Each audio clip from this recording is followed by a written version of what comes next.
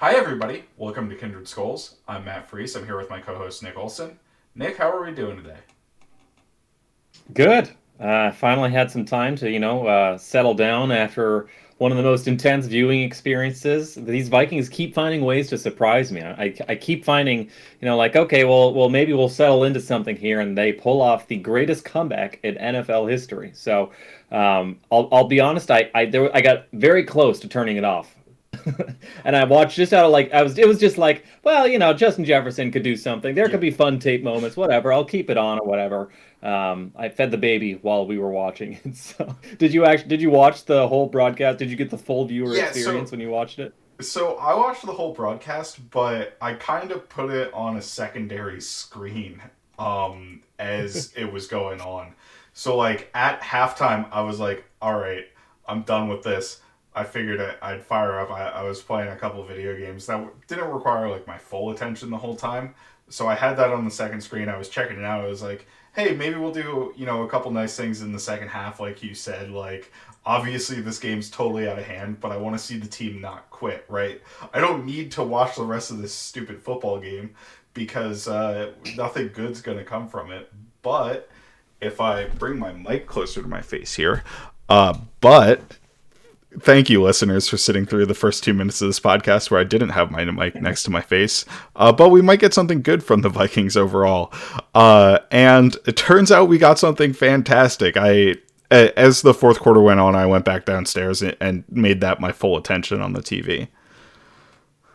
Yeah, it was nuts. And it was funny. It was like at halftime, I was like, man, I was kind of looking forward to the Vikings game being on Saturday instead of Sunday because like I could get my Vikings out of my system and have my Sunday just like as a free day to, watch Red Zone or time to kind Yeah, of take the day off. And I was like, no, man, now I'm gonna have 33 nothing blowout hanging over my entire weekend. This sucks.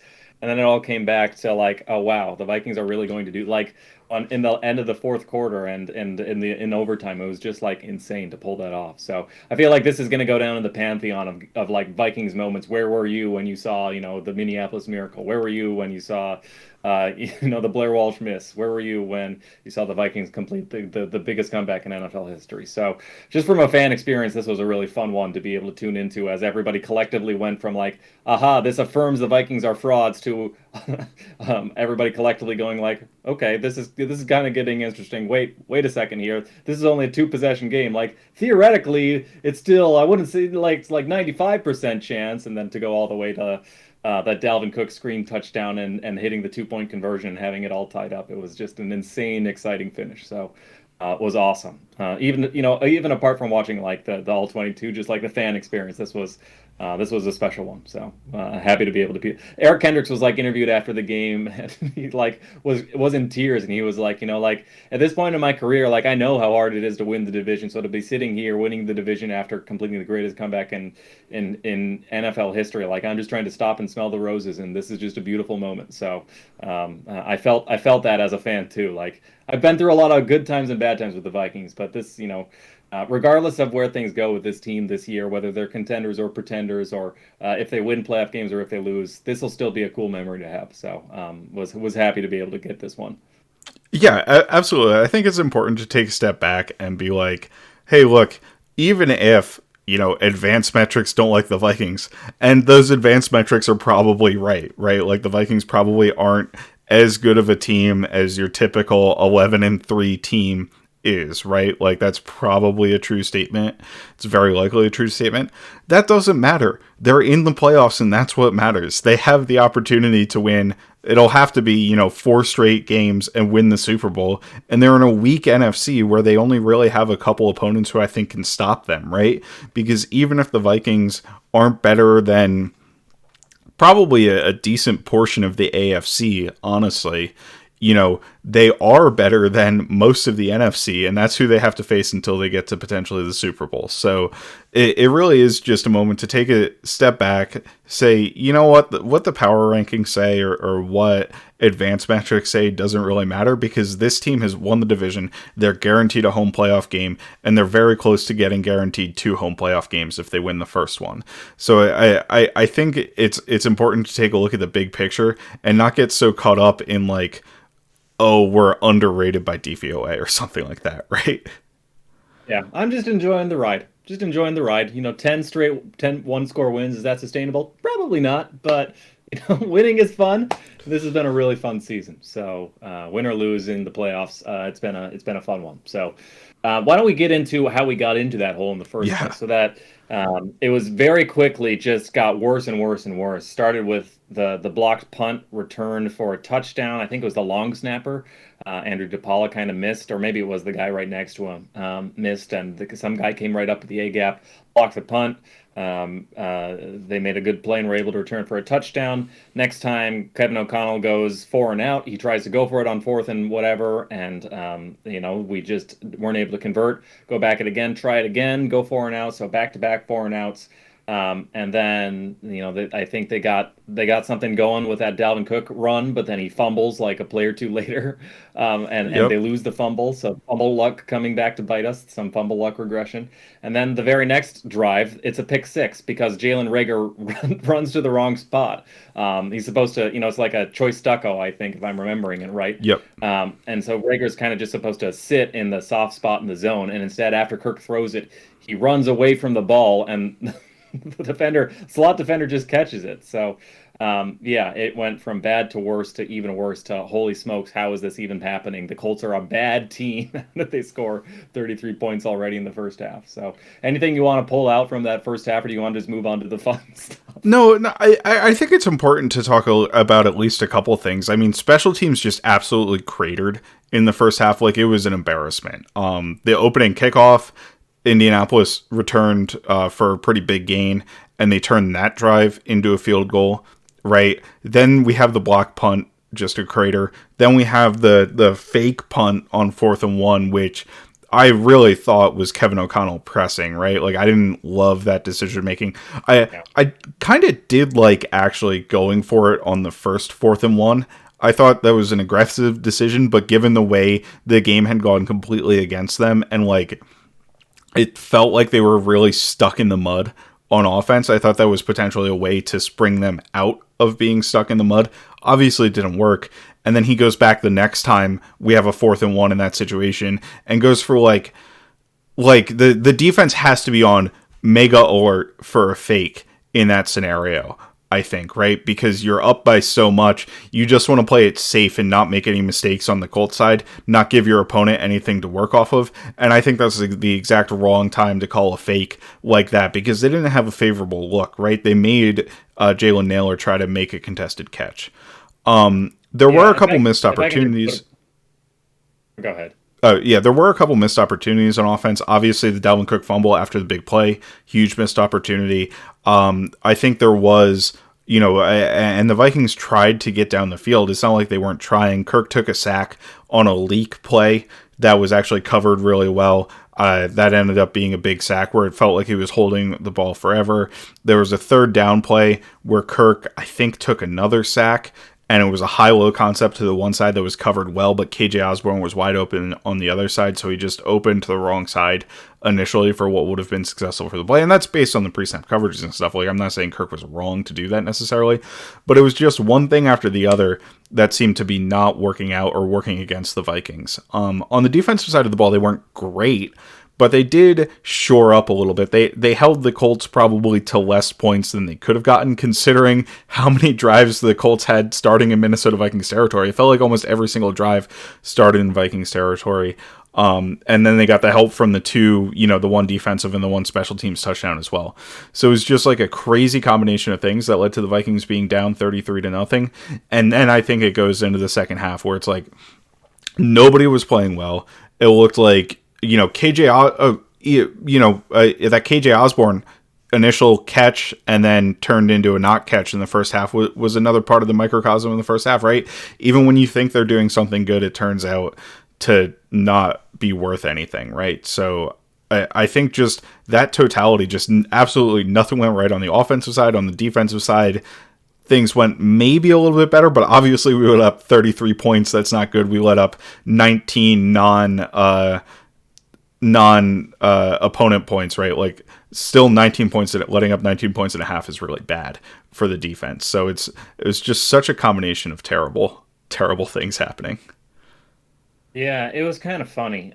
Notably, the people I wouldn't blame for the first half boondoggle was Kirk Cousins. Really, the only big mistake there he were the sacks, which I think were understandable. I think every sack, even the ones that on the broadcast looked bad, when he went back and checked the all 22, I don't really think he had options, or it was understandable why he didn't get to that point in his progression fast enough. And then we talked about how the pick six was on Rager. Both interceptions that Kirk threw were on Rager. So I don't really put any blame on Kirk, which normally when the Vikings find themselves down in a hole, it's because Kirk isn't playing well. So to have him, it's not like he was playing well, but he wasn't even really playing. He didn't have many attempts in the first half at all. So, and then I thought the coverage wasn't that bad. It was they were getting gashed with a couple explosive runs, which is the Colts had a really creative. They ran a lot of counter and like little wrinkles on counter where the running back takes a counter step and then pulls the other way, and you got a tight end or a guard, or they had the backside tackle pulling across the formation a lot, kind of like a long trap or a counter, and the Vikings weren't able to sort of fit it well.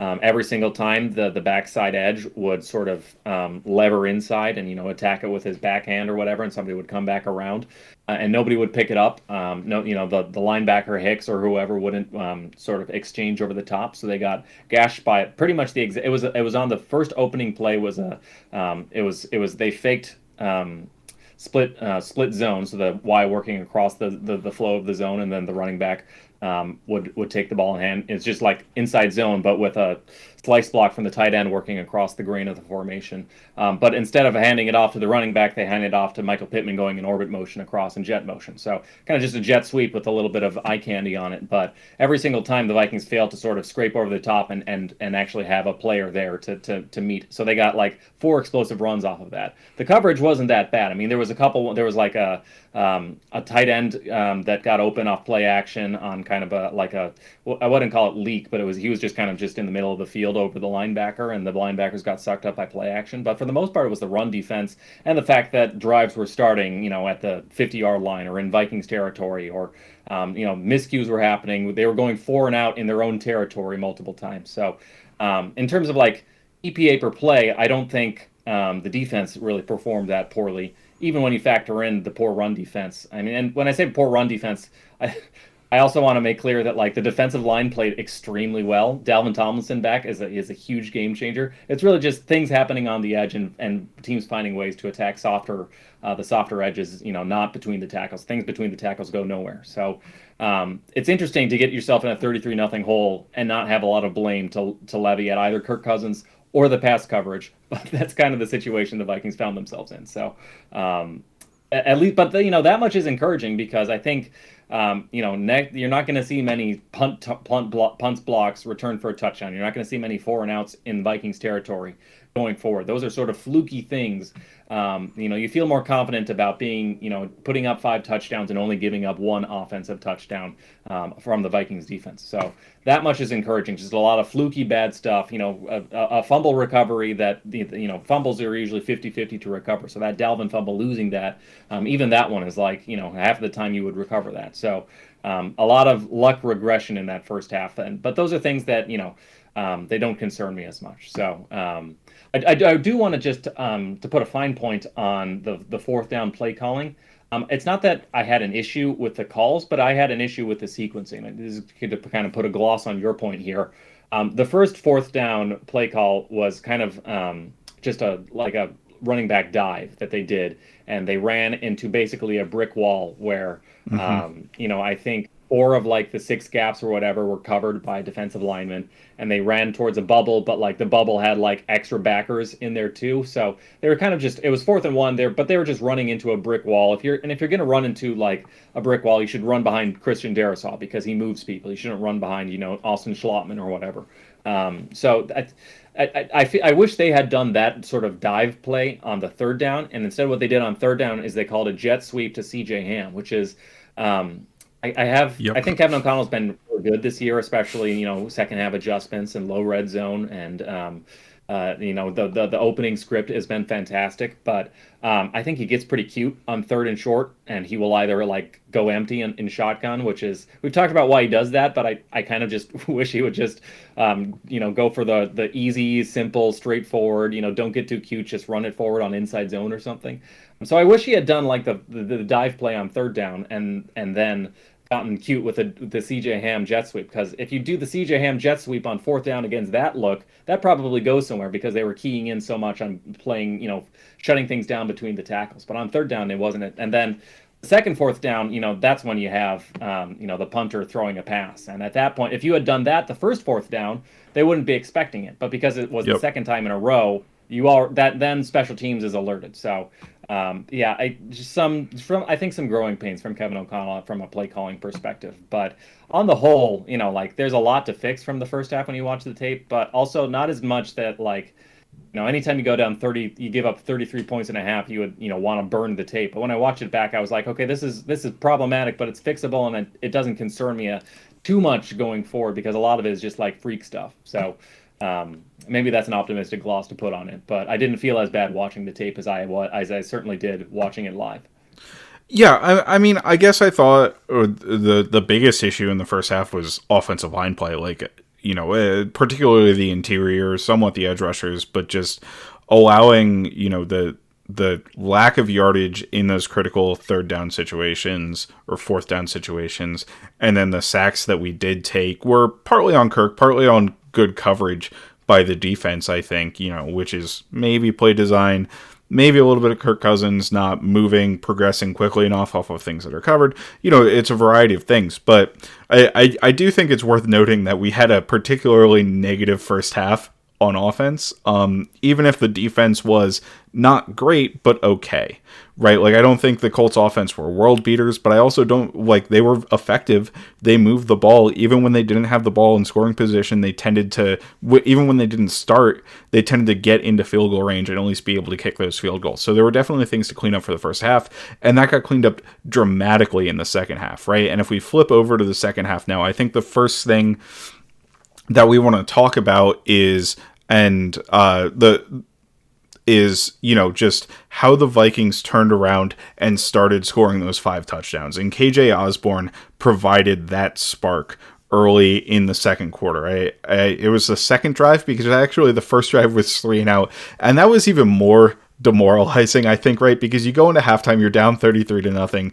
You're like, okay, we're great at scripted drives, right? We need, if we're going to have a chance to win this football game, or we're going to make it interesting, we need to get something going here on the first drive. And I think we even sustained a sack on that first drive, and it's like, oh no, this is more of the same.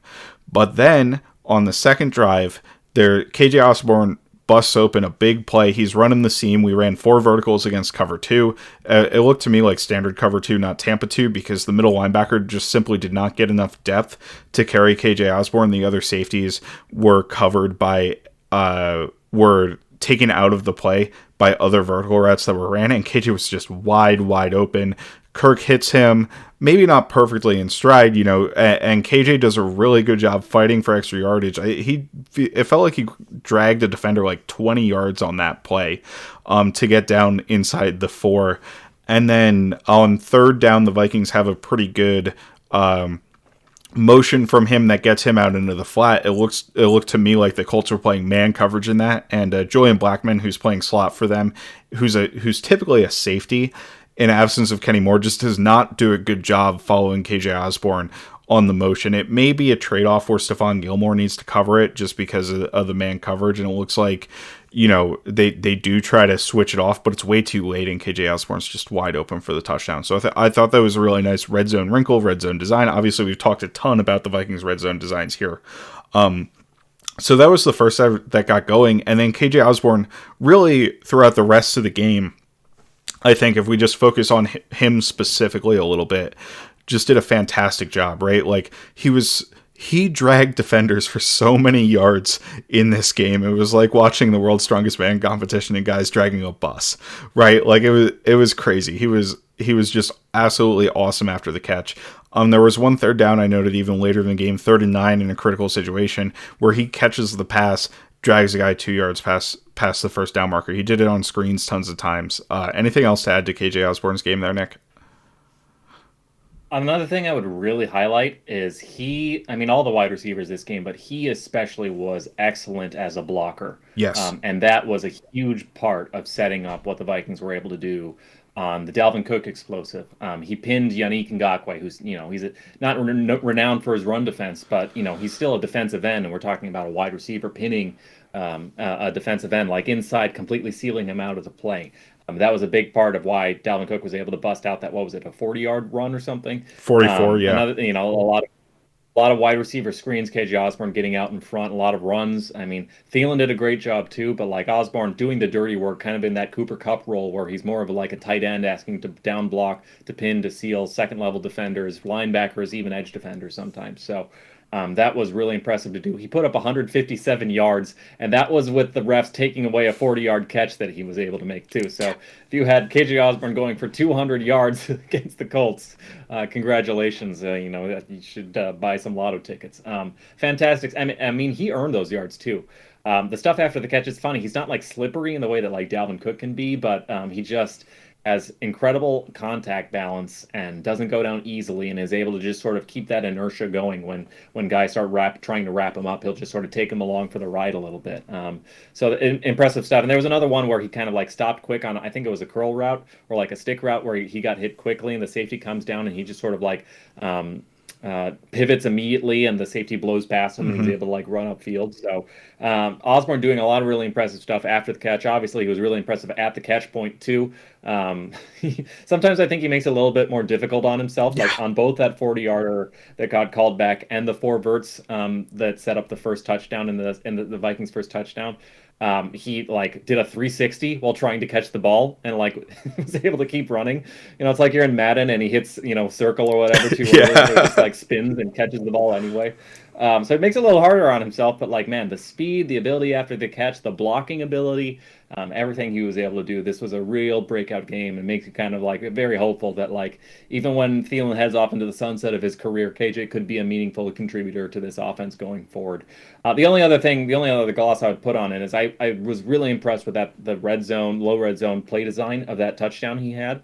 And it wasn't just the motioning Osborne across the formation to get a man zone tell. And the Colts were in man, which usually you get zone in the red zone, but there it was like maybe the 3-yard line or something. So there you might get a little more cover zero or something, or you might get more man coverage just because it's easier to fit the run in man coverage a little bit. But so there they get the man tell, but also they have Jefferson and Hawkinson in a stack to the wide side of the field, to the field side. So and they do a switch release. So Hawkinson kind of has his man right on him, and Hawkinson just drives into him, and he gets a hard jam, and Hawkinson just kind of takes the contact like, yeah, happily, I'll take you out of the play, and I'm going to try and pick out Stephon Gilmore too as well. Jefferson sort of switch releases inside, and like you said, we can't tell if they were trying to pass off the route, or I would guess that Gilmore was shadowing Jefferson like he was for most of the game.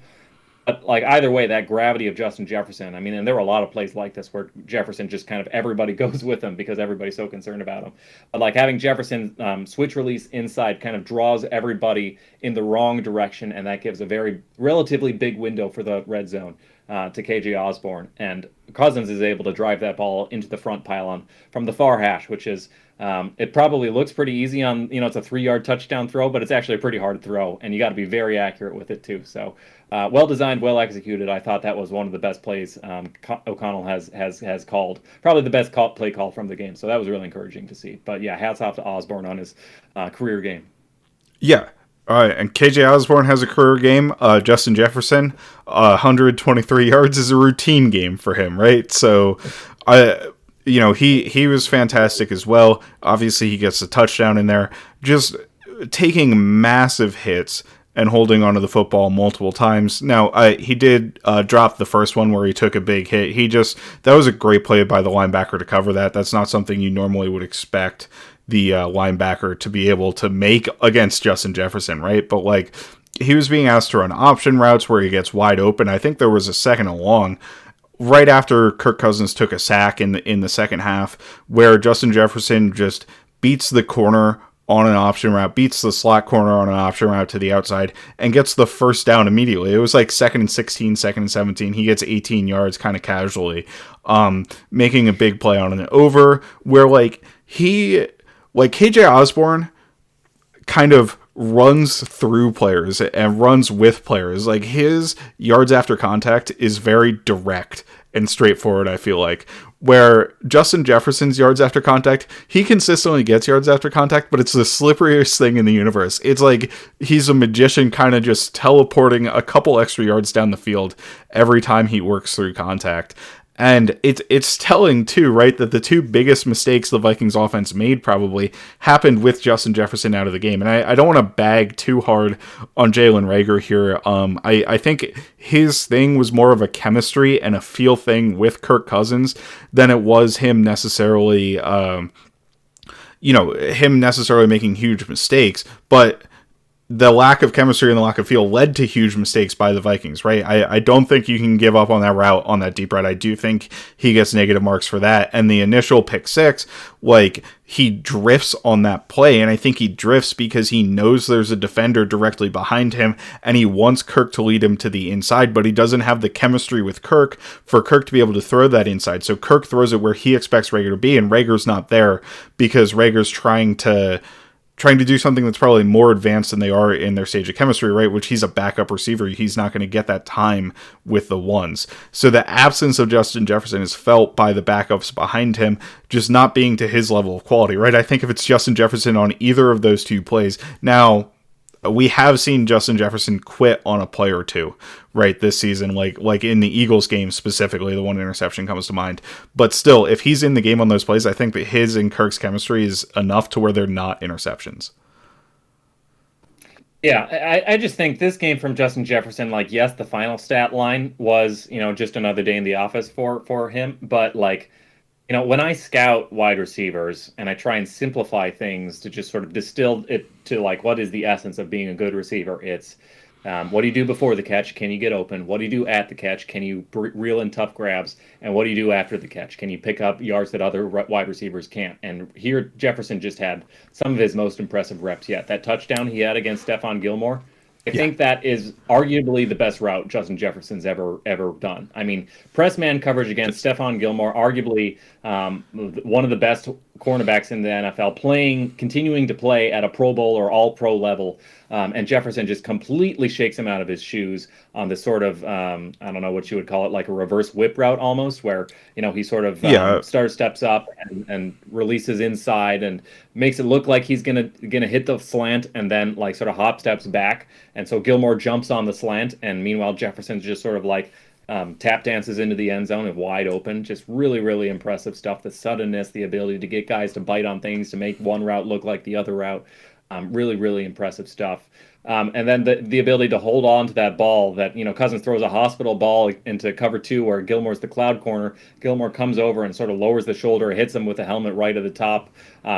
Jefferson is immediately, multiple reps, throw the flag for unnecessary roughness, but Jefferson's able to like hold on and sort of like get in on like a play or two later or whatever. So those tough grabs as well, and then the ability after contact. Like he made a play, kind of at the first down marker, and a safety came screaming downhill and hit him just sort of speared him in the side, and Jefferson literally just bounced off him and kept running forward. And it's like, who is this bionic? He's like a robot.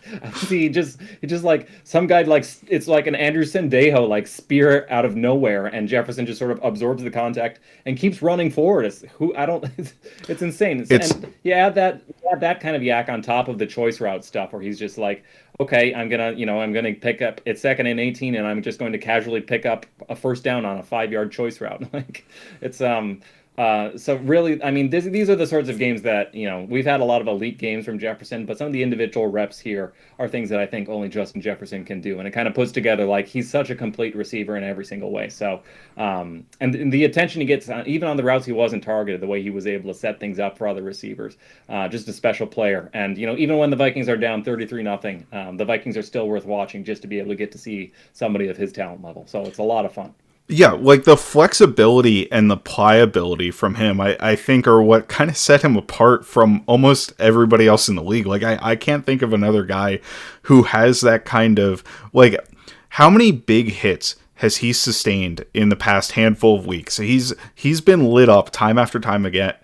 and he just gets up pretty much immediately from every play. The only time he hasn't was when he got the wind knocked out of him early in this game, and that was a rib contusion. Even the one where he got checked for a concussion, which was the Stephon Gilmore hit you referenced, and they took him out of the game because of that concussion. He got up very quickly and didn't look unstable at all. Obviously, he cleared concussion protocol on the sideline. We hope there are no lingering effects from that, right? Because even if you clear concussion protocol, it's not exact, as we've learned throughout the course of this season, it's not an exact science when it comes to brain injury. So hope he's good moving forward and hope he doesn't have any effects from that. But just like the pliability and his ability to get up consistently after these big hits or sustain a big hit and turn upfield, like you said, is just absolutely crazy and admirable every time we see it. So we've talked about the two receivers. We haven't talked about the guy throwing the ball to those receivers and everybody else. So kind of everybody got in on it, right? You had JJ, Osborne, Adam Thielen, and Dalvin Cook all catch touchdowns. You had TJ Hawkinson get in on that 2-point conversion. So they really all caught scores. CJ Ham, that's 6 different players really that scored on our offense. He really spread the love around. But Kirk, we kind of talked about the first half where it was down. He took a bunch of sacks. The offense couldn't get moving. They came up just short on third downs and that sort of thing. And then they really turned it around in the second half. And I thought Kirk turned it on. Now, he was finding open receivers in a lot of cases, right? I don't think there were a ton of tight window throws that he really threaded in there.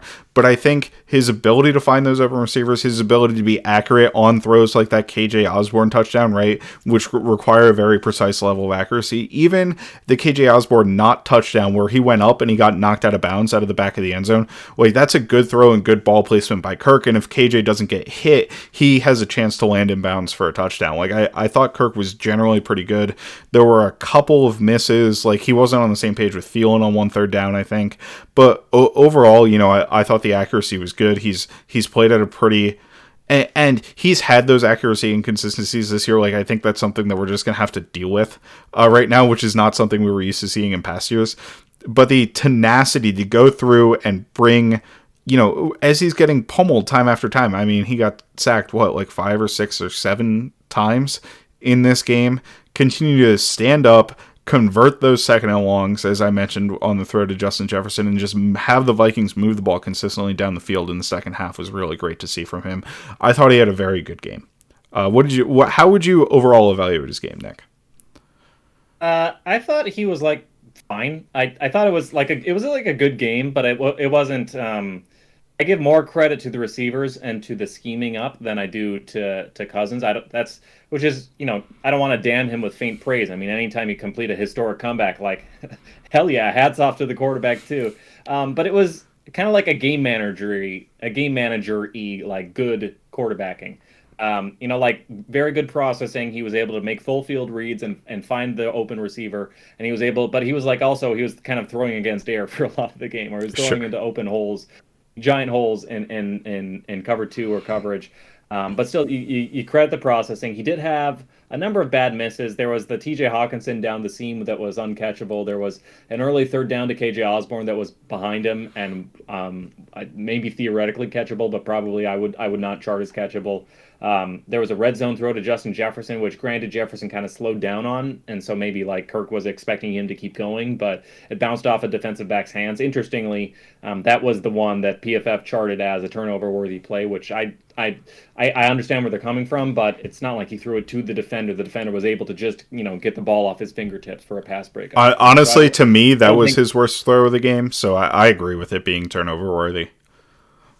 Yeah, I could go either way on it.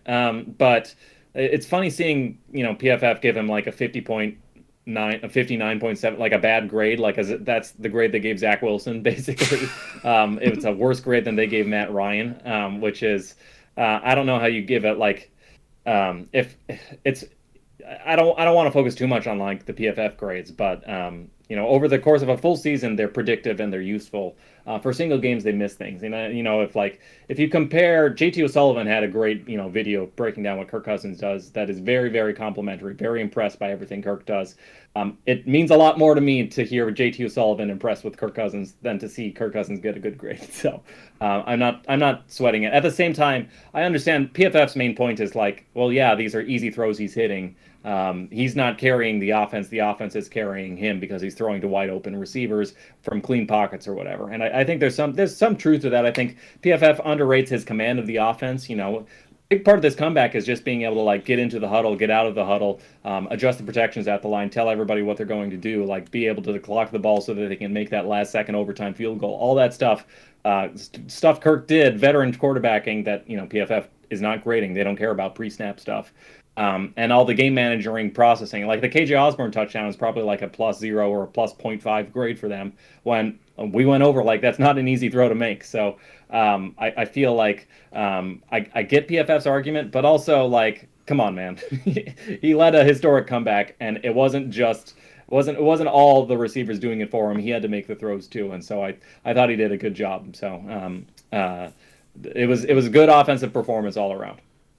Yeah, and just to add a couple things there, I think where I have concerns with specifically PFF grades for quarterbacks is that it ignores the context that somebody like JT O'Sullivan is able to provide, because he's able to go through and say, this is likely what the play call was, this is likely how this should be read and be progressed, and this is what the quarterback did on the play. So he can give guys credit for going through the progressions correctly and making the correct read, where I don't think that's something PFF really does. Basically, they look at the execution of the throw and say, was this throw on target? Was this throw, how open was the receiver? How accurate was the throw to the receiver?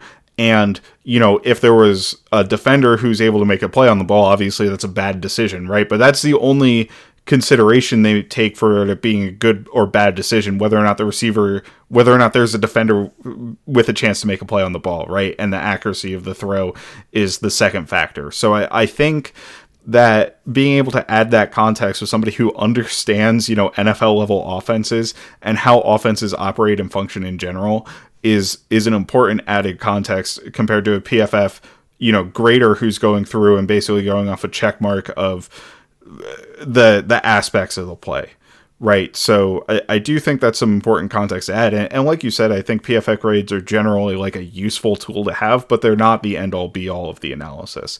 So just going back to a little bit too, like you mentioned the KJ Osborne throw, I thought the Adam Thielen touchdown was a very nice throw from Kirk as well. Because that throw, the defense bites really hard on the play action, but he's got a limited amount of time to get that ball in there before the defender's able to recover and close out on Adam Thielen, right? He came very close to actually being able to close out on Adam Thielen, got a hand on him basically when he caught the ball or when he landed, tapped his feet and caught the ball, right? There was nothing you could do to prevent a touchdown, but that's because Kirk threw kind of a bullet in there. It was a very low trajectory throw, and it got to Thielen very quickly to maximize the space that he had to be open. So, it's stuff like that where I think Kirk did a really good job where some quarterbacks might not do as well of a job moving forward. So the next statement here, and I think this will kind of wrap up the offense that we have, is Christian Darrisaw was back. Obviously, he went out towards the end of the game. He tweeted after the game that he was cramping up. The Vikings offense ran something like 91 plays and 60-something plays in the second half and overtime, which is absolutely absurd. Obviously, Darrisaw, having missed a few games, probably wasn't quite in that game shape to be able to prevent from cramping up. But I thought he had an absolutely phenomenal game. Nick, you want to go more into it? Well, I will say he lost to a Unique Ngakoue cross chop, but the Unique Ngakoue cross chop will get anybody in the NFL. So Yeah, got to be ready for that cross chop. It's like his go-to move, but it's a good move to take advantage of Darrisaw because one, they leave him on an island, they give him a very wide split, and two, Darrisaw is he's susceptible to giving up the edge a little bit. I think sometimes he relies a little bit just on being huge and having that size and that length, and also being an incredible mover for his size to sort of have the recovery speed. So the cross chop is tricky because you're chopping with your if Ngakwe's lining up on the right side, he's chopping with his left hand to hit you outside and then sort of like rip inside. And so he was able to get a sack on that. It wasn't like an immediate sack, but it was still, I think, a high quality sack. So hate to see that happen, but like he gave up 2 pressures total and one just happened to be a sack. And so overall, I thought he had a very dominant performance in pass protection, or maybe not dominant, but he was like good in pass protection. But as a run blocker, this was just like X-rated stuff, just tossing guys out of the club. On that Dalvin Cook touchdown, he shoves Stephon Gilmore, and granted, Gilmore's a cornerback, but he shoves him so far, it's not just into the Vikings bench. Gilmore goes past the Vikings bench. I've seen all 22 plays where guys get blocked out of like the end zone view. I don't usually see guys get blocked out of the all 22 view, but like Gilmore was like off the screen past the Vikings coaches, hurtling beyond them. And Darrisaw did that like 3 or 4 times this game where, he pancaked a linebacker. He just shoved a linebacker and the linebacker fell onto his ass backwards and then, like rolled back, did a backward somersault. And then he did that another time later in the game on like another stretch zone play where he climbed to the second level. So the ability for him to climb to the second level and connect and make good contact with these guys is just really incredible. And that's, it sets up a lot of these wide zone runs. It sets up a lot of these screens. It was pivotal on both the Dalvin Cook screen and the Dalvin Cook big early explosive run. And it also like, it's not just climbing to the second level. Like he was also just like bullying Yannick Ngakoue. Like I'm talk about like, I'm not a big believer in like body blows, but man, Yannick Ngakoue probably feels pretty crappy right now because Darrisaw was just like bodying him all game. And like, even if it was just like a tight zone thing, he would like drive him off the screen or like, push guys around. So he generates so much vertical displacement on drive blocks. And then you add on top of that, like what an exceptional athlete he is. And the only guy you can compare him to is like Trent Williams. Like this is like what makes Trent Williams so special is just incredible athleticism, but also just like the strongest human alive. And he like destroys people. And it's like, I get like giddy watching Christian Darrisaw tape. I was so excited to have him back because like I just like my eyes get drawn to him every play because every single rep of his is like he's destroying somebody, he's beating somebody up. It makes the film like in the same way that Justin Jefferson's just like fun to watch. You want to turn on the L22 to see like, well, okay, Jefferson wasn't targeted here, but like is he like making somebody look silly off screen? Like it's the same thing with Christian Darrisaw. Like he makes every rep fun. So really exciting to have him back finally. He made a huge difference in the run game. I think Alec Lewis says at the Athletic was the first to point out that like the Vikings, it might just be a quirk of maybe this isn't necessarily due to Darrisaw, but like the Vikings get like twice as much yards per carry when Darrisaw is in than when Darrisaw is out. Probably is something to that based on how much movement he gets and what an effective run blocker is. He's currently Pro Football Focus's second highest graded tackle, which is probably a little bit rich for me, but I do think he's playing at a Pro Bowl level right now. So it was a lot of fun to have him back because he was bodying people all game. Doesn't seem very fun to play against, but sure is fun to watch. Yeah, absolutely. Not somebody you want to be going up against if you're a defensive lineman because the size and movement skills are incredible. You went back to that first Dalvin Cook run.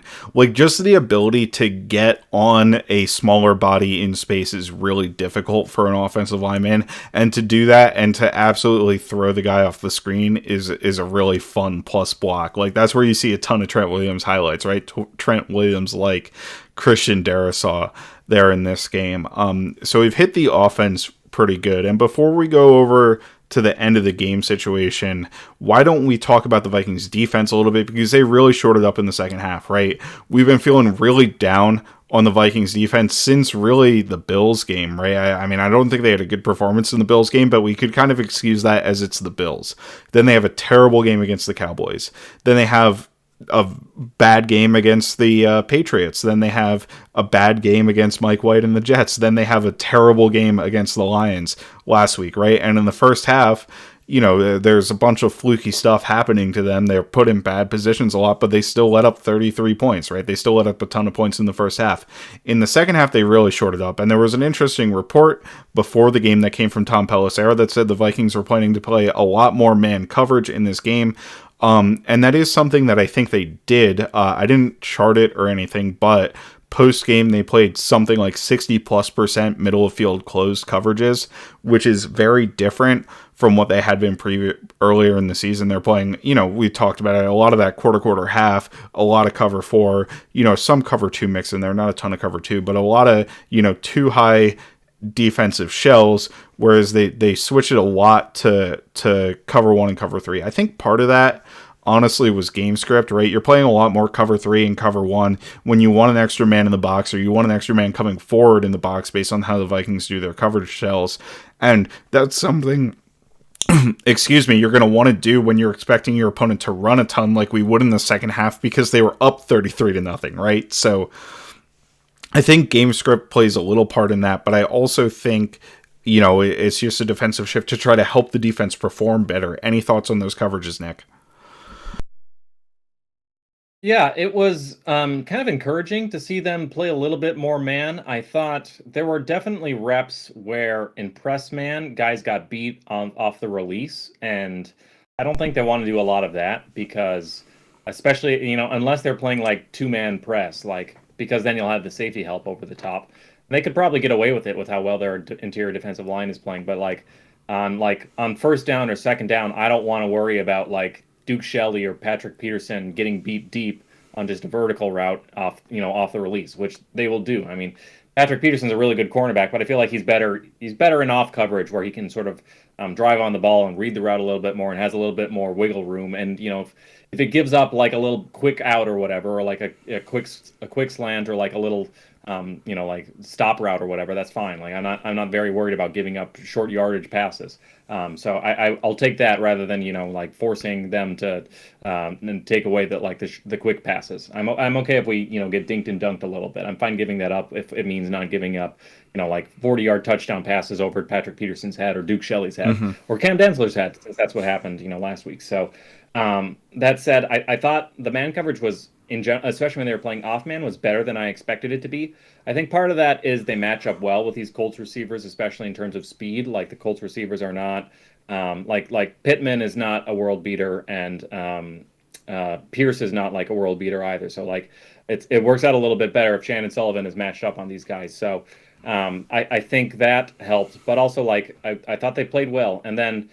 The blitz designs was pretty cool. They did a lot of they threw a lot of different stuff at Matt Ryan, which they probably needed to based on how good Matt Ryan is. Like Matt Ryan hit that.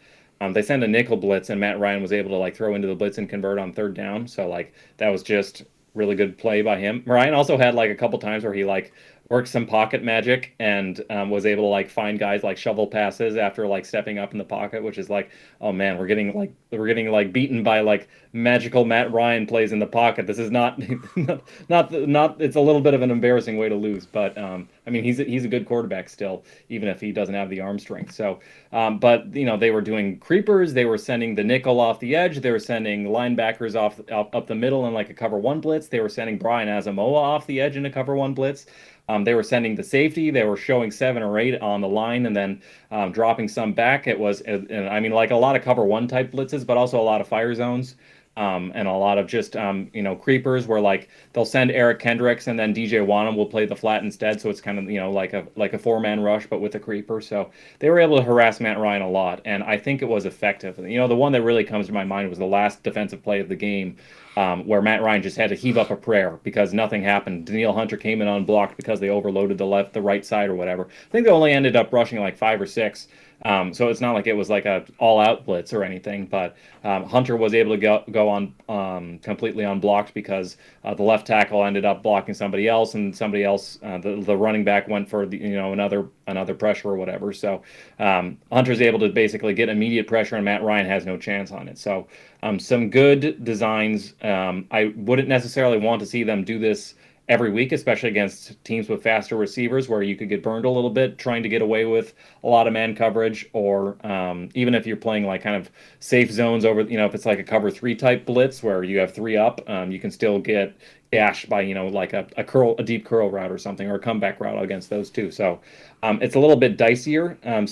But that said, and I think it proved that they can mix in a little bit more man. They can live off a little bit more cover 1 if they want to. They don't have to live exclusively out of, the quarters shells. And it also, even when they ran corners, I felt like they were tighter in coverage. Like there were snaps when like the linebackers were actually covering people. They weren't just like occupying space. And I was like, oh hey, they're like doing a matchy version of quarters as opposed to like I'm just going Yeah. to float in this bubble and if it comes by, I'll be like, oh, I hope he doesn't throw it over my head. So all that to say, like we talked a lot about the offense so far, but the defensive performance was really impressive, especially considering the fact that like Shannon Sullivan had two fumble recovery touchdowns, both of which, in my opinion, were very clearly incorrectly called, taken off the board, and even one of the fumbles was taken away. And then the interior defensive line play was just phenomenal. I think this is the best they've played. If I can just monologue a little bit longer, like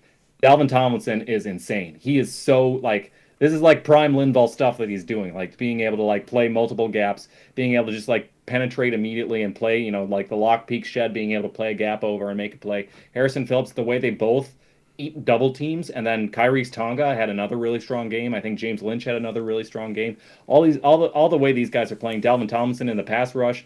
Asese Otomewo had some impressive pass rush moves and stunts this game too. So if they can keep that up on the front four, with I thought Hunter had another really impressive game. Obviously, he had the sack, but he came really close a couple other times too, and had some really impressive plays in run defense too. Some impressive third down stops, and they're trying to pick on him a little bit, and he was able to like beat them trying to pick on him a little bit. So just impressive stuff from the front four. If the back seven can match the play or at least play up a little bit the way they did in this Colts game, I think this defense has a chance to not just be like like mediocre but makes up for it with turnovers. I think they have a chance to be an above average defense, and I feel like this is the first glimpse we got of it. So I certainly feel like the defense outplayed the offense despite how much praise we just lavished on the offense. I feel like this was a really impressive game from the defense. The fact that they were able to basically like Patrick Peterson said at halftime, like, just give us 5 scores. We'll get you all the stops you need. They did. They got all the stops. They got like 4 3-and-outs or whatever. They forced a 4-and-out. They forced like a bunch of other plays. They got turnovers, and they gave up like a field goal early, and then that was the 3 points all half. So just an incredible defensive performance, especially coming out of that second half. Yeah, absolutely. The defense, I thought, in the second half was very good. It's important to note that the Colts offense is a terrible, awful, no good offense, so that probably helps the defensive performance a little bit. Context. Yeah, they are the 32nd ranked offense by DVOA. They were before going into this game, so it's just like they're kind of really, really bad and can't do much together. I don't think their offensive line is particularly good. In fact, that's been probably the weakest point of their team. So it is nice we were able to do so many good things on the defensive line, but we should have dominated this game on the defensive line. Still, doing what you're supposed to do is good, and we did that in the second. We obviously did not do that in the first half, but we did that in the second half. On the defense side of the ball, I agree. I think there's a lot of room for optimism.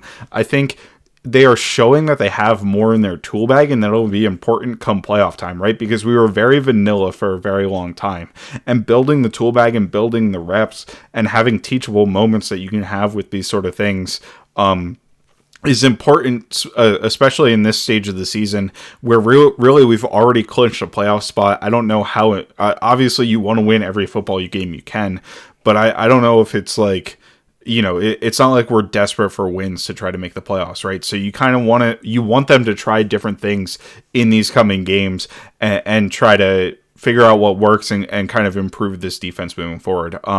One caveat and negative I have is I still thought we were pretty bad in play action defense over the middle of the field, right? There were definitely a few plays where the linebackers just get sucked up way too far. We bite too hard in play action, and we talked about this in previous episodes, but I think that's a coaching point thing rather than a linebackers don't understand how to read play action thing, right? Like Eric Kendricks, this defense was the best play action defense in the NFL last year, and Eric Kendricks was a huge part of that because he didn't bite on play action ever. Now he's biting really super hard on play action a lot of the time. Like, I feel like that's not Eric Kendricks all of a sudden forgot what play action looks like, right? It's the way the defense is being coached is forcing the linebackers to respond to the run more strongly, and it's hurting us over the middle of the field a little bit. I agree with you that I think they tightened up. It looked a little bit more this game felt to me kind of equivalent to the Steelers game from last year where we had a sitting duck at quarterback across from us and we just decided to light him up as much as we could. It wasn't quite the diabolical Mike Zimmer blitz, blitz schemes, right, that he could come up with and concoct, but it was kind of a sister to that in my eyes, where we decided, you know what, we need to make big plays happen to get back into this game, and we're going to try to light Matt Ryan up. We think he's a sitting duck back there, and we don't think they can block us up, and I think that really helped us out on the defensive side. So that covers the offense. That covers the defense in the second half. What we haven't gotten to is the electric finish to the game, right? We went through basically the Vikings 3 receivers scoring touchdowns. We did not go through the Dalvin Cook screenplay. That's a single play touchdown. Obviously, some phenomenal blocking on that play as well. You got Christian Darrisaw out in front getting the second level. You had a great KJ Osborne seal block on that play. It was really just some beautiful blocking going for that play. Dalvin Cook, has great open field vision, cuts it back inside, gets around the defender, gets down, and then finishes off the run, kind of dragging a defender into the end zone. I was really kind of afraid he wasn't going to score, and then we were going to have to sit through, 4 plays at the goal line to see if they could try to score on 4th and goal or something in that scenario. But thankfully, he got in the end zone. We make the 2-point conversion. We get a quick stop of the Colts, and then we're not able to do anything in regulation, but we get into overtime, again, get close to field goal range. Kevin O'Connell makes a pretty interesting decision to punt from the 39-yard line as opposed to kicking a field goal or going for it on 4th, and it was about 10. It was a pretty long 4th down. I don't know if I would have agreed with going for it there. And then we get the ball back, are able to drive down. Justin Jefferson makes a great play, gets a first down, gets us clearly into field goal range, and the Colts hold him down to create a delay of game. It looks like we got the spike off with 1 second left anyway, but we got 7 seconds left on the clock. Kick the game-winning field goal. If I bring it back a little bit, I think there were a couple interesting decisions by Kevin O'Connell that I'd like to talk about, right? First is not going for 2 down 9. I thought, and this is the second week in a row that he's done that, which I thought was exceedingly strange because Kevin O'Connell has put a ton of thought into, the end of game situations, right? The situational master stuff that comes up on every single broadcast that they do with the Vikings is clearly a point of emphasis for them. It's clearly worked very well for them throughout this season. But we have not gone for 2 down 9 now in 2 games in a row. And I don't think anybody's directly asked him the question of why he didn't go for it in that situation. Because typically, coaches only ask when they go for it and fail, right? They don't get asked why they don't go for those situations. But I'd be really interested to hear his answer to that because I imagine he just put some thought into it. And then the decision to punt in the second half, in the first drive of overtime, I actually think that might be an actual good decision because if you miss a field goal, you put your opponent in very close field goal range with the ability to the next score wins the game. If you go for it on 4th and you miss it, you have the same problem. And if you make the field goal, it's not a full benefit, right? You don't win the game by making the field goal. You give your opponent the opportunity to score again, and you give the opponent the extra incentive to go for it on 4th downs in subsequent when they get the ball back if you make that field goal. So it's a hard field goal kick, right? It's probably a 56-yard kick, which is Greg Joseph's, career long, as we well know. They get the ball in the 46. All they need is basically 1 first down, and they're in business for field goal range as well. So I kind of agree with the punt decision. I don't know what the EPA modeling says. EPA probably says you go for it in that situation or you kick it in that situation. But I think from that game management perspective, especially with how bad the Colts offense is, it makes some sense for them to punt the ball there. But just thoughts on those 2 decisions, Nick? Yeah, I also, you have to factor in one, Greg Joseph has struggled from distance a lot this year. So if you miss, then you're really up a creek. And then, the punter's done an excellent job, and that was another one where it was down, I think, at like the 11-yard line or something. So, or maybe the 13. So yeah, it was fair really call at like just past the 10. So, if you have a lot more confidence in your punt team than your kicking team, then yeah, I think it makes sense to punt. But also I think the point about how the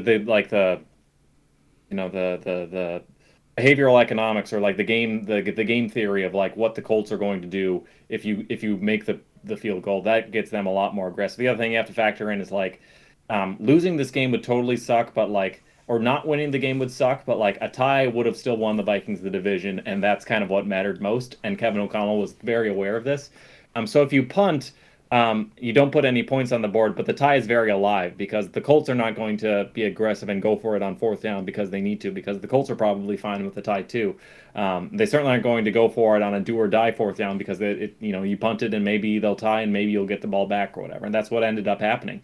The Colts were able to get a couple first downs on that drive, so good thing they didn't kick a field goal because if they missed or something, or if they went for it on fourth down and they didn't make it, Colts probably would have won the game with how much yardage they were able to get on that drive. It's obviously doesn't translate one for one, but the fact that the Vikings gave up were bent a little bit before they got a stop, that's relevant. So having a little bit of extra yardage to get a stop, came in very clutch, and also the fact that the Vikings didn't kick a field goal and they were happy with the tie, and so the Colts were happy to punt it away too on fourth and long when it came to it. So I do think all that factoring in, I think, is a very justifiable decision. In fact, I probably would make the same decision to punt for it in that situation, just given a lot of the confidence I have in the punt team and sort of the game theory of it. Even if, I would bet the win probability models would say go for it in that instance on fourth and long or whatever, or would say kick the field goal and take the points if you can. So, but that would have to factor in that the kicker is not very good at those 50-yarders. So.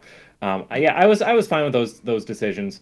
Not going for the 2-point conversion earlier on kind of confused me, but they got it in the end, and I feel like if they hadn't gotten it early, the idea with not getting it early is you get more bites at the apple to go and do it. But I don't know. This is an interesting game to evaluate on momentum because all the data and analytics say momentum isn't a thing and we can't measure it. But like you watch this game and it's impossible to say he didn't feel the momentum. And like there were penalties that were caused because of the momentum. It's just like the natural crescendo of the crowd noise throughout the game had an Yeah. effect, I think, because that was, it was fun. Just as a fan, like the viewing experience, it was fun to see the team go from, or the fans go from, we're throwing paper airplanes to, okay, we're back in this, to the loudest U.S. Bank maybe has ever been because of what an insane comeback they were witnessing. And I feel like that had an impact too. Like it doesn't necessarily does TJ Hawkinson not catch that pass if they go for it on the first touchdown instead of the fifth touchdown? Maybe not, but I feel like that one's justifiable too. So I was fine with that, even if neither were like the numbers would say like go for it in both instances. Or would say maybe Kevin O'Connell didn't make the perfect decision making, but I think it's justifiable in both instances. Yeah, and the one thing I guess to his credit is we had enough time to score another touch. Like, we would have had enough time to go down the field and kick a field goal if we had missed the 2-point conversion on that game-tying touchdown. So we do have that a little bit to our benefit. And really, I'm not saying it's a bad decision by him because I'd like to hear his explanation. I think it's very clearly something he thought out. He went for 2 down 14 the week before, right? Which is a very pro analytics decision, right? So it's not something I guarantee you he's aware of this concept, right? I don't think it's something he's just completely unaware of and ignoring. So we've covered the entire game. I think we went pretty deep into it, and I think we went kind of over the topics that we had for Tape Talk, just kind of talking about the natural flow of the game. Do you have anything you want to hit for Tape Talk? Because we have down, we talked about the defense giving up plays over the middle of the field. We talked about that split zone, that fake split zone play that they were running. We talked about a couple of the big Delvin Cook plays. Do you have anything you want to hit on before we move on to the Giants game, Nick? Maybe just really quickly, the one touchdown that they did give up, the Vikings were running cover zero, and they just ran a slant flat, which is, the Vikings used to call it dragon back here with Clint Kubiak as the quarterbacks coach. But the idea is with the slant, you block off the defender who would be in man coverage on the guy running into the flat. That's what happened. Yep. But because it was cover zero, Kendricks was sort of like picked a little bit and wasn't able to get into the flat, and so they got an easy touchdown on that one. That's the only touchdown they gave up. Ideally, you would match it so that you could Kendricks could pass off the route to Patrick Peterson, who I believe was the boundary cornerback there. But if you're not a team that plays a lot of man coverage, I would not. You also get a lot of potential for giving up bad plays or miscommunications when you're trying to teach match rules to guys who don't play man coverage. So that was the only touchdown they gave up, and I feel like it was understandable. The other thing I would want to just hit on is they are continuing to give up skinny posts, especially to the field side against the slot receiver, especially in 2-by-2 sets. It's just it's free real estate, and it's you see Bynum capping the route over the top, and it happens a lot when the Vikings are in heavier personnel, like Penny or the base package where it's 5-2, or Penny which is 5-1, or there was an instance that happened where I think Fangio would call it jumbo, where it's like 6-2 or whatever, so Hmm. very heavy personnel. But like in any instance, you get a lot of plays where it's a defensive end basically, or an outside linebacker, a pass rusher playing the flat, and Cam Bynum, capping the route, and there basically is nobody to stop the number two receiver to the field side, and so they run these little slant. It's like a skinny post or a post route or whatever, a glance route or whatever, and it's open every single time because the safety gives up that leverage, and there isn't anybody underneath to get into the pass window. So I don't think the solution is playing man coverage, because I worry about the explosive you'd give up, especially with slower cornerbacks. But the solution also isn't just like giving that up every single time. You need to give a little bit more help. You need to get your hook player to be ready to defend that. And, if you're going to have a defensive end of the flat, they need to be aware of that, get a little bit more depth so that they can take those throws away, because right now it's happening multiple times every single game, and it's extremely frustrating. And that was the play that actually set up. I mean, Colts hit it, I think, multiple times, but that was the play that set up the 1 yard passing touchdown that I just broke down. So, yeah, those like skinny posts, especially against quarters, are frustrating, and that's something that, while I'm very happy with how the coverage and the defense generally played this game, something that they need to clean up, because you can't go into the playoffs being like, yeah, we'll spot you a few first downs a game just because we're deciding not to cover these routes. So that's frustrating, but hopefully they can clean it up. Yeah, and one final diatribe I just decided I want to go on here is about the refereeing in this game. Obviously, the Vikings were cost 2 touchdowns by, the refs blowing plays dead prematurely, in my opinion. The forward progress call, I I can see it a little bit, but he is fighting very hard for extra yardage on that play, and there's a pretty decent chance he's going to get it. I do think they called forward progress. Maybe, Colts fans could be annoyed they called forward progress a little bit early on the stop on the one that could have been a Deion Jackson touchdown. They called forward progress on their first drive of the game where they ended up kicking a field goal.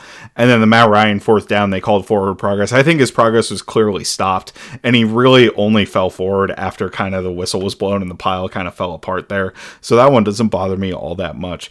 But just ridiculous mistakes by the reffing that cost the Vikings 2 touchdowns, in my opinion, right? Especially the second one from Chandon Sullivan. There's absolutely no reason for them to blow that play dead. And we have to keep talking about this, is the most frustrating part, I think, because this happened in like 4 games this season, right? You had the Washington where the ref ran into Cam Bynum and it led to a touchdown. You had last week where Justin Jefferson should have had a touchdown. The ref blows the play dead and it's not a touchdown because he says his foot stepped out of bounds. You can see clearly on the replay his foot stepped out of bounds, and there's nothing you can do about it. The NFL needs to instruct the officials to let these plays because I don't think there was really significant danger to the players, right, on these plays. Like, Cam Bynum is running free. He's got nobody who has a chance to catch him. I'm sorry, Chandon Sullivan is running free. He's got nobody who has a chance to catch him on that touchdown. You can't blow the play dead if you thought the player was down by contact, because it just makes no sense to me. So that's just a little rant there. I mean, we went over an hour on this podcast without talking about it, and I think it's one of the bigger talking points from the game, just in general Vikings coverage. So it really is, you can get into the weeds on everything, but it's just an overarching thing that the NFL officials have to get right, in my opinion. Two other guys I want to shout out, and then we can put the greatest comeback of all time on the back burner, in the rearview mirror. But Brian Asamoah, I think, is very, very close to earning a starting spot in this defense. The difference between him and Jordan Hicks in terms of the range, the closing speed, the initial burst, completely night and day. He covers a lot of ground, and I'm talking about that fumble recovery. It was Asamoah coming over, screaming over, that caused the initial hit that helped Chandon Sullivan rip that ball out. So he hits hard, and the thing that surprises me most, especially watching this game, is he's undersized definitely for a linebacker, but also he, talk about getting skinny through the hole. He finds ways to get to the ball carrier and wrap up and assist on the tackle. So he was making a lot of plays in this game. It was just for him getting on the field is just a matter of like not making mistakes, getting familiar with playing at because he plays with his hair on fire. So just making sure he's doing that, but he's being directed in the right ways. He's familiar with the playbook, so it's all just muscle memory, and he can just go. I'm pretty excited about him coming along because I feel like he's got some potential to really transform things for this defense. I mean, how much do those play action passes differ if it's like Asamoah getting depth instead of Yep. Jordan Hicks or whatever? If it's Asamoah like roboting backwards and taking away routes. So I think he's got potential to be a difference maker. That also makes me excited about the linebackers going forward. And then Duke Shelley, lifetime contract. Just the stops he made, the pass breakups, all he does is make big plays on third. And like it wasn't just like the pass breakups and the tackle he made sure of the sticks at the end of the game, but also like the route anticipation. I mean, they were running double moves at him and he was not biting it. He was like seeing the routes coming at him. So I don't know. He's like, I know he's supposed to be like this practice squad call up, but he's like playing at a legit like he looks like an NFL cornerback. So I'm memeing a little bit when I say lifetime contract, but I would want to see Duke Shelley stick around on this team. So Duke Shelley to me is what I've hoped for. I kind of wish the Vikings had a Duke Shelley in years past, because it feels like, especially the past couple of years, we'd go up against the Lions and the Bears and we'd talk about how all of their corners are injured and they're down to their fifth string corner. And then they get this guy who's their fifth string corner who plays really aggressive and makes a couple nice plays in the game and kind of limits our offense, right? Like, I think Jerry Jacobs did that in one game for the Lions and he's like, okay. There was a guy on the Bears who was also kind of like that. Maybe it was Duke Shelley, honestly, because we stole him from the Bears practice squad. He's been around for a little bit. But like, just his, he's not somebody who I want starting on a game-to-game basis for the team, but like his archetype and his profile as a corner is somebody I really like having to give you kind of a high variance backup. It might be a little bit like quarterback where like, yeah, maybe he's going to make a mistake or two, but if he can give you the high variance big plays, it might be worth it, because your other backups who don't give you the high variance big plays are just going to be bad, right? They're just going to let up plays consistently. So it might be worth it just for some of the positives that you get from him. So now let's finally flip it over to the Giants game. Nick and I have disrespected really pretty heavily on this podcast our last two opponents in the Lions and the Colts, and it worked so well for us that we're not going to stop now, because the Giants, while being 8-5-1, I don't think they're a very good football team, folks. They are, at the beginning of the season when the Vikings were frauds, right, and our record wasn't real, the Giants were even more frauds and their record was even more not real. The Giants are 8-5-1. I think that's right. Correct me if I'm wrong on that, Nick, but all 8 of their wins are by one score, so it's like the Vikings to the max, and then they also have some one-score losses, so clearly they're not the one-score masters that we are, and that's going to be their downfall in this game. But no, on a serious note, their offense, I think, is really limited by the quarterback, right? I just don't think Daniel Jones is an NFL caliber passer.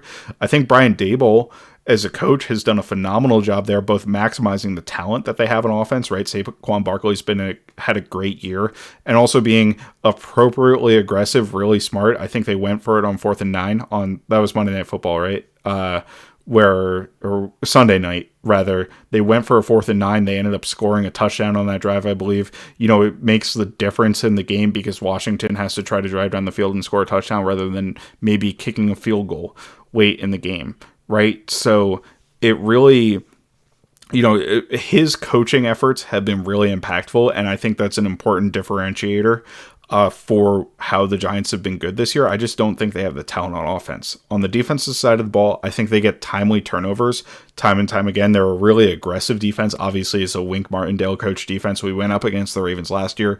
They're going to blitz a ton. They're going to send exotic blitzes after you constantly, whether or not they have the corners to cover it, right? Like the Ravens last year continued to send blitzes even as they were on like their 6th string guys in the secondary, and it kind of bit them by the end of the season. But I don't think the Giants have great players in their secondary either, if I'm being honest. I never thought Adoree Jackson was all that good, and he's their best player in their secondary. But they are despite being really aggressive, I think Wink Martindale's a good coach, right, in general. So he's got good general defensive philosophies, and they kind of make games street fight. So it'll be interesting to see if the Vikings are able to escape that against the Giants, or we're just going to get into another one. Yeah, It's funny. These are both one teams that have unsustainable rates of one score wins that make people think they're fraudulent. But the Vikings are currently the fourth highest graded team in football. The Giants are currently the fourth lowest graded team in football. So I think there's just a stark contrast in the talent between these two teams. It helps that the Giants are a little banged up. I mean, just disrespect to their secondary, but Xavier McKinney doesn't look like he'll be back in time for this game. And it also, you just mentioned Adoree Jackson. Sounds like he's also going to be out for this game. Leonard Williams and who's that rookie? I think Thibodeau were limited participants, but are expected to play. But anyways, point is they're banged up, and like the defense is where this team is talented. This is a Wink Martindale Hmm. defense. They blitz way more than everybody else in the NFL. I think they blitz 41% of the time per Sports Info Solutions, and the number two team is like 33. So like almost half of snaps, they're sending guys at you. So you're going to have to be prepared for that kind of like what we saw against the Lions, especially the first time around. You got to have your blitz responses ready, but you're also going to get a lot of one single man coverage against Justin Jefferson or the other receivers on the team. So got to be ready to take advantage of that and be able to get rid of the ball quickly and know where your hot routes are and be able to design your hot routes so that they're downfield and you're not just checking things down to somebody who's about to get somebody swamped in them, tackled in the flat or whatever. On offense, they have Saquon, and that's the only skill player of note Yes. on that offense. I shouldn't disrespect them too much because they do have what's his name, the Andrew Thomas, who I think has Yes. emerged as an All-Pro caliber tackle. So they do have some guys, but like their wide receiver room is one is banged up and two not good. But Daniel Jones, I think, has the lowest big time throw rate in the NFL. So he just doesn't generate positives through the offense. And their offensive line, outside of Andrew Thomas, is not very good. Evan Neal's really struggling this year. Saquon is obviously an electric talent, and he's basically their best receiver in addition to being an electric running threat too. Just a freak athlete who's also like really good and a complete receiver as well. But there just isn't a lot on this offense. The one thing I will say, and you do have to tip your cap to it, but the one thing I will say is I think Daboll is a very good offensive designer. I don't think he's not actually calling plays this year. I feel like he turned that over to his offensive coordinator. But Yeah, it's Mike and then Kafka who comes from the Andy Reid tree as well. So they've got a lot of good offensive pedigree in that room. And I mean, like this is how the Lions won. Like, I don't think the Lions have a very talented offense, but Ben Johnson was able to scheme his circles around Ed Donatel. So you do have to be aware of that a little bit. But at the same time, this is a game at home.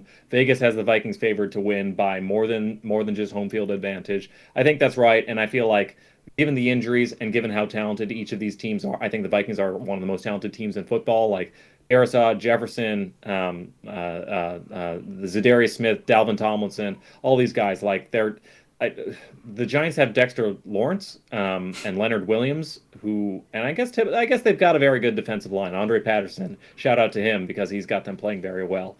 But other than that, like I don't think the Giants are an above average team in terms of talent, and this is just kind of this really, Daboll, this was supposed to be the first year of building something, and they have a foundation there, but I also feel like they still need a lot more talent. Vikings right now, I feel like they probably could use more talent, but they don't really need it. Like they have a lot of foundational pieces already, or the veterans who, you want to like Dalvin Tomlinson, like is peaking right now. And so, yeah, I just feel like Vikings are a better team. That said, Giants, an exceptionally well coached team. They basically went out and got all the best coaches during like the coaching free agency carousel. So that's I think has been part of what's kept them to having a good record. But Hmm. if you ask me to bet on this game, I have the Vikings favored to win this even by more than Vegas has it. I think Vikings should be favored by close to a touchdown. But I mean, given the home field advantage and then everything else, I think the Vikings are on a neutral field a better team. And I feel like you want to play blitz man heavy against Kirk Cousins and Justin Jefferson and Adam Thielen, KJ Osborne, TJ Hawkinson. There are teams you can get away with, playing cover zero or cover one against. The Vikings are not one of those teams because of the talent they have at the skill positions. So I feel like the Vikings match up well. You will probably see, Andre Patterson is going to get his sacks. You're going to have this is probably the toughest interior defensive line, especially if Leonard Williams is ready to go in this game. Dexter Lawrence is currently the highest graded interior defensive lineman in football, highest graded pass rusher, going up against Ed Ingram. And if it's Garrett Bradbury or Austin Schlottman, sounds like Bradbury will be back, but you don't know because he just got in a car accident and Yes. re-aggravated his back. And so, well, maybe he's not. But either way, you're probably going to see some interior penetration. But so long as the Vikings have a game plan ready for this, I feel like that back seven is banged up and should be ready to be exploited. So yeah, I have the Vikings favored in this one. How about you? How about you, Matt? Yeah, I agree. I would have the Vikings favored in this one. Like you said, I think a touchdown at least is appropriate for the Vikings compared to the level of talent.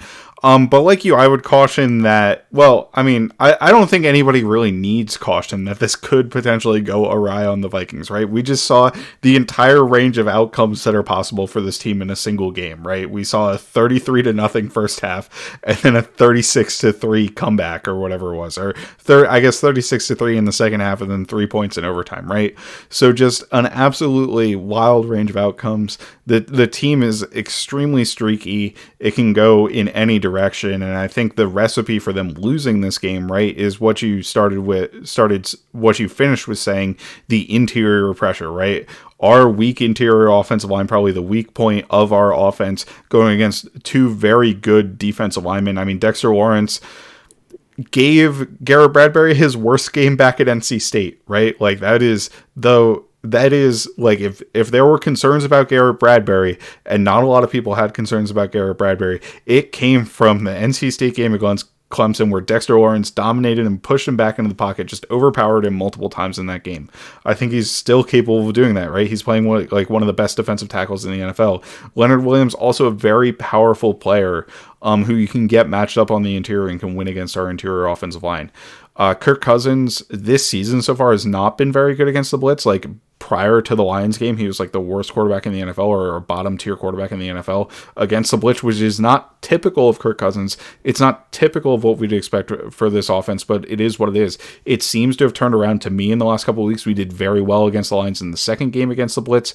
I don't really know how we did against the Colts. I haven't checked up on that recently, but that is something that where we could lose the game due to that, right? Remember the Dolphins game where we just constantly went 3 and out, and it seemed like we got lucky to score as many points as we did.